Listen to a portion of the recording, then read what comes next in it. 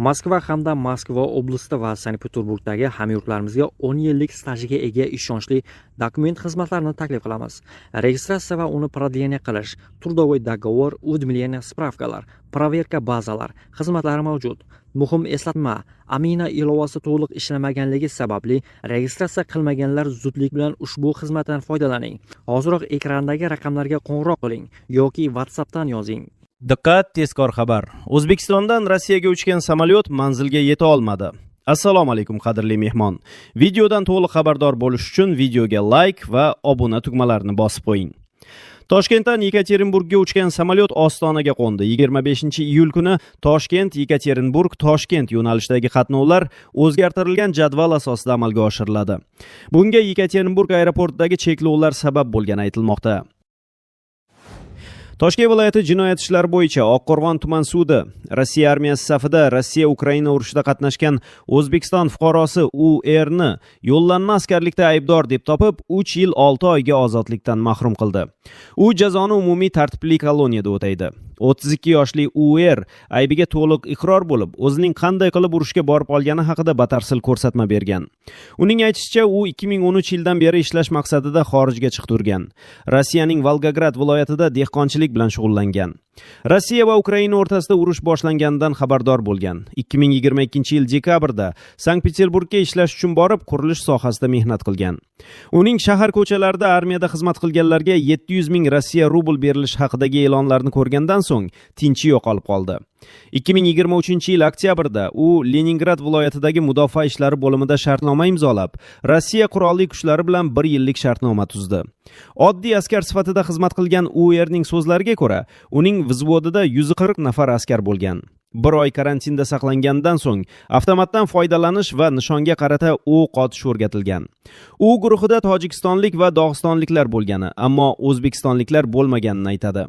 Tayyorgarlikdan keyin U.R. Ukraina hududiga yuborilgan. U sudda Donetsk viloyatidagi Markovka qishlog'i yaqinida o'rmonzorda joylashgan Rossiya harbiy lageriga borgani va jangovar harakatlarda ishtirok etganini aytgan. 2024-yil mart oyida guruh bilan odam tashishga mo'ljallangan ZIL yuk mashinasida ketayotganda dron hujumiga uchragan. Natijada u belining orqa qismi va oshqozonidan jarohat olgan. Belgoroddagi harbiy gospitalga olib borilib, operatsiya qilingandan keyin yana o'z harbiy qismiga qaytarilgan. Keyinchalik Donetsk viloyatining Krasny Liman hududidagi kichik harbiy lagerga joylashtirilgan. 2024-yil 19-sentyabrda U.R. Kharkov viloyatida askarlar uchun joy tayyorlashga ketayotganda yana dron hujumiga uchragan. Portlash natijasida uning o'ng oyog'i va o'ng qo'liga snaryad parchalari tekkan. U sudda asosan blindaj tayyorlash bilan shug'ullanganini va Ukraina askarlari bilan bevosita to'qnash kelmaganini aytgan. Yaralangandan keyin unga birinchi yordam ko'rsatilib, tanasidagi snaryad parchalari jarrohlik yo'li bilan olib tashlangan. Keyin Moskva viloyatidagi harbiy gospitalda davolangan. Shu vaqtda uning 1 yillik harbiy shartnomasi ham tugagan. Sudlanuvchining ko'rsatmasiga ko'ra, u 2024-yil 25-oktyabrda harbiy qismdan chiqib, zaxiraga bo'shatish haqida komandirga bildirgi yozgan. Javobni 2025-yil yozigacha kutgan va keyin zaxiraga chiqarilib harbiy guvohnoma olgan. Harbiy xizmatdan keyin U.R. Sankt-Peterburgda taksichilik bilan shug'ullangan. 2026-yil 19-yanvarda U.R. Sankt-Peterburgdan uchib, Farg'ona viloyati orqali O'zbekistonga kirib kelgan va taksida Oqqo'rg'ondagi uyiga borgan. Tekshiruv chog'ida uning telefoni ko'zdan kechirilgan. Telefon galereyasidan bir nechta shaxs harbiy kiyimda va qurol bilan tushgan 7 ta fotosurat topilgan. Jazo tayinlashda sud uning aybiga to'liq iqror bo'lgani, qilmishidan pushaymonligi, avval sudlanmagani va boshqa yengillashtiruvchi holatlarni hisobga olgan. Jazoni og'irlashtiruvchi holatlar aniqlanmagan. Natijada sud Jinoyat kodeksining 57-moddasini qo'llab, U.R.ni 3 yil 6 oyga ozodlikdan mahrum qildi. Jazoni umumiy tartibli koloniyada o'tash belgilandi. Chelyabinskda qurilish obyektlari va bozorlarda chet el fuqarolariga qarshi reydlar bo'lib o'tdi. Kuch tuzilmalari va politsiya Zapadniy mikrorayonidagi qurilishlarda va shaharning Sentralniy tumanidagi bozor hududida hamkorlikda harakat qildi. Ushbu tekshiruvlarda Chelyabinsk viloyati bo'yicha migratsiya masalalari boshqarmasi xodimlari, shahar politsiyasi jinoiy qidiruv tezkor xodimlari, viloyat tergov boshqarmasi vakillari va Rossiya tergov qo'mitasining 308 harbiy tergov bo'limi xodimlari ishtirok etdi. Kuch tuzilmalariga Rosgvardiya, Amon jangchilari yordam ko'rsatdi. Tekshiruvchilar chet elliklarning Rossiyada qonuniy ravishda bo'lib turganini va ularning ishlash huquqi bor yoki yo'qligini aniqladi. Tekshiruvlar natijasida Sentralniy politsiya bo'limiga 30 nafar chet el fuqarosi bir-birlarining yelkasiga qo'llarini qo'yilgan holda olib ketildi. Ularning har biri axborot ma'lumotlar bazalari bo'yicha tekshirildi. Shaxsni tez aniqlash uchun politsiyachilar mobil biometrik terminallardan foydalandi. Shuningdek, qo'lga olingan chet el fuqarolarining ilgari sodir etilgan jinoyatlarga aloqadorligi tekshirildi.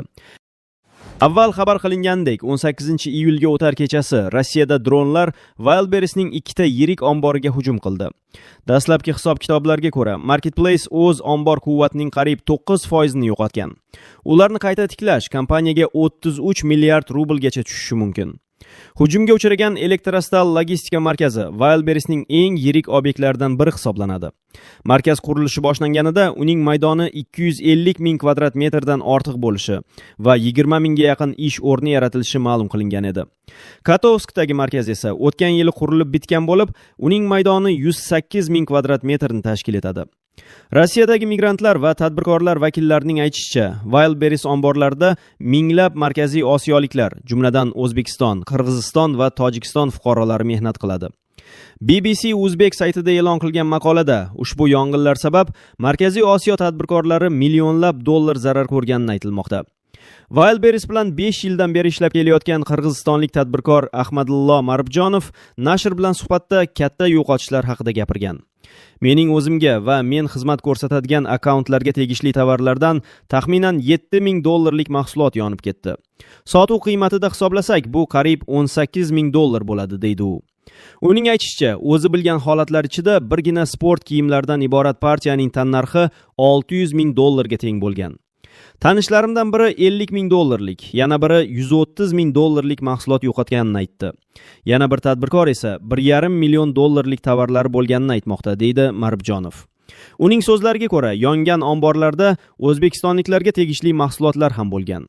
O'zbekiston Yevroosiyo iqtisodiy ittifoqiga a'zo emasligi sababli mahalliy tadbirkorlar mahsulotlarini Wildberries tizimiga to'g'ridan-to'g'ri joylashtira olmaydilar. Shu bois ko'pchilik Qirg'izistonda ro'yxatdan o'tgan kompaniyalar orqali Rossiya marketplace'larida savdo qiladi. Men bilan hamkorlik qiladigan o'zbekistonliklar ham bor. Aynan shu yongan omborlarda ularning ham mahsulotlari bo'lgan, deydi u. So'nggi yillarda o'zbekistonlik yuzlab tadbirkorlar Rossiya marketplace'larida kiyim-kechak, maishiy mahsulotlar va boshqa turdagi tovarlar savdosini yo'lga qo'ygan. Kompensatsiya masalasi nima bo'ladi? Wildberries asoschisi Tatyana Kim halok bo'lganlar oilalariga 2 million rubldan, og'ir ahvolda jabrlanganlarga esa 1 million rubldan moddiy yordam to'lanishini ma'lum qildi. Hozircha mazkur omborlar sug'urtalanganmi yo'qmi aniq emas. Biroq sug'urta bo'lmagan taqdirda ham kompaniya yetkazilgan zararni qoplash imkoniyatiga ega ekani aytilmoqda. Eng murakkab vaziyat esa sotuvchilarning tovarlari bilan bog'liq. Ularning yo'qotishlari kamida 150 milliard rublga baholanmoqda. Shu bilan birga Wildberries sotuvchilarning katta qismi oldida rasman hech qanday majburiyatga ega emas. Bundan 2 hafta avval kompaniyaning ommaviy ofertasiga o'zgartishlar kiritilgan bo'lib, ularga muvofiq marketplace uchuvchisiz uchish apparatlari, dronlar hujumlari oqibatida yetkazilgan zarar uchun javobgar hisoblanmaydi. Davlat dumasi migrantlarni mamlakatdan chiqarib yuborish uchun asoslar ro'yxatini 22 tadan 45 tagacha kengaytiruvchi qonunni qabul qildi.